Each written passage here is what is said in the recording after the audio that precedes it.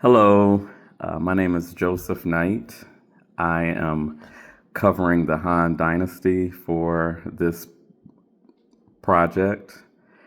Um, Initially, my perception, I really can't say that I had a perception of China and its series of dynasties because I really hadn't studied it before. I didn't really know anything about the ruling families or policies that were instituted. More of what I have known is probably more recent information about China, like the one child policy and things like that. But it was long after, I guess, the dynasties uh, were occurring or took place. So pretty much I was like a sponge. Everything was pretty new to me in terms of that. But I did learn a lot from this chapter about many of the dynasties, as well as the Han Dynasty. Um, just it was interesting because these dynasties they are similar, I think, to what I feel like I see in U.S. politics, like a pendulum that swings from one ideology to another. We kind of see that with the turning around, I should say turnover of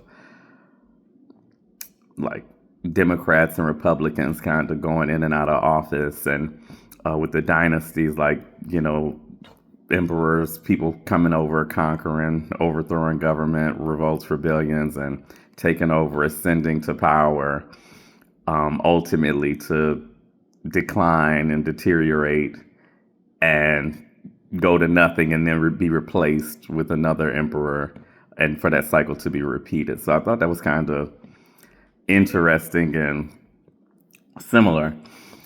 Um, the culture, I it was a lot of infighting and with particularly during the deterioration of these dynasties. But anyway, I want to focus specifically on the Han Dynasty. I think why I wanted to focus on the Han Dynasty actually was because I liked what I learned about Confucianism.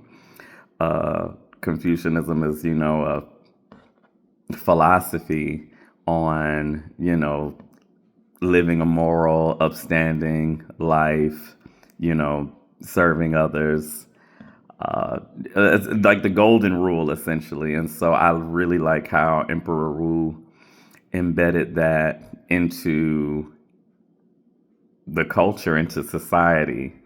I thought that was very, very good. And it really permeated and penetrated society throughout. And it real still has its impacts today. Even though it may not be a state sponsored ideology anymore, it still has its tentacles in the people of China and even has spilled over into other parts of the world. So that was probably the thing that I liked the most. It seemed very people minded. And so I like that. I definitely appreciate that and appreciated the Han Dynasty. For those reasons, not to mention, the invention of paper, which I had to write on some paper to take notes for what I wanted to say for this recording.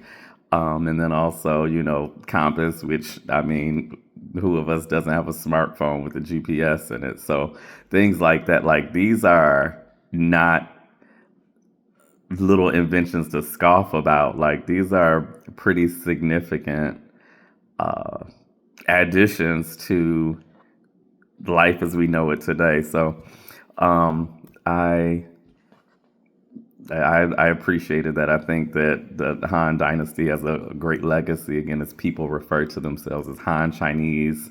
So, as a matter of fact, I went and got Chinese food last night in the restaurant. Is named Han too. So, clearly the Han Dynasty will go down as a great era, a great dynasty of the dynasties that existed in China.